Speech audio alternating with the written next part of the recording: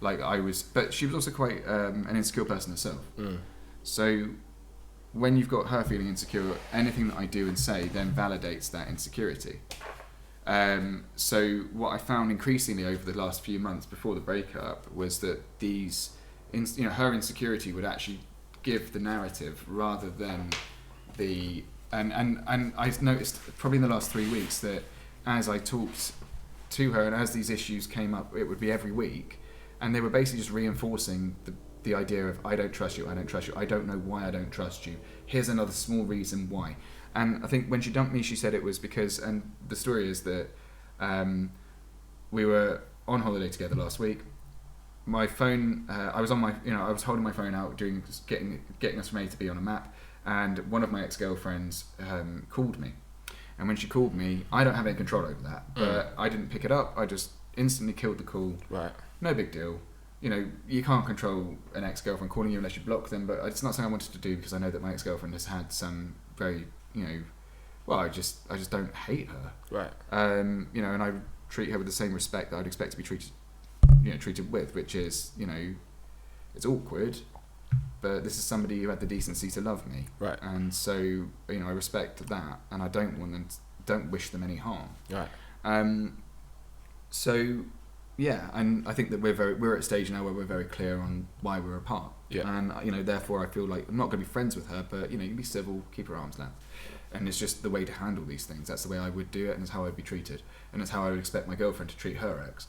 But that's coming from me. Obviously, other people have different ways of doing things. Some people just like to cut it off and never speak again. Things like that. And I personally think that's a bit harmful.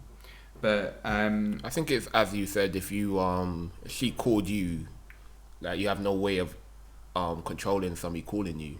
Obviously, you could have blocked, but I mean, you might not. Yeah, it seems a bit harsh. Yeah, you don't have to. I mean, she's not really been calling me for any reason other than just to be nice, really. Yeah. I mean, if she was being aggressive or trying to be controlling or trying to influence my relationship that she didn't know about. Now, this is the problem, is that because of the fact that my ex-girlfriend will ring me up when she's feeling quite depressed, and I'll usually ignore it, I felt that, what was it? Yeah, I just didn't think it was appropriate at any conversation that we'd had prior to that to tell her, oh, by the way, I'm in a relationship, because A, it's none of her business. True. And B, it's just, I don't want to make her feel worse because she's already feeling like shit. And I know what depression's like, I don't want her to think that she's, just meant nothing to me or anything like that after this person has put so much effort in. And I've put so much effort into her, her as well. So, yeah, it's out of respect, really, and also because it could just lead to escalation or drama or something like that.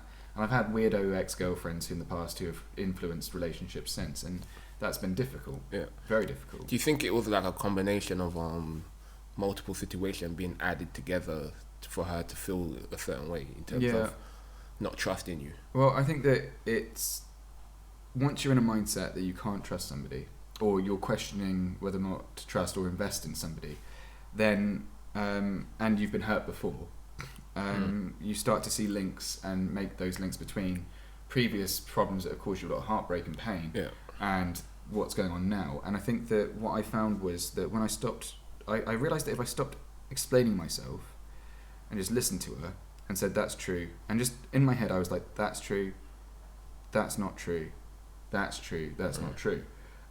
Just like a checklist, because I was listening to what she was saying, and some of the allegations she was making were things that she was making links to things that didn't make sense to me and had no grounding in evidence or reality, such as for example, the other day I was at a bar, gay guy standing next to me in a big fur coat, she's ordering a drink on my right like you are, he's on my left, and I had nothing to do, so I just turned around. I was quite drunk again, you can see the axis of all my problems. Turned to him, I was like, love your coat, by the way, absolutely fantastic, can I stroke it? Because why not?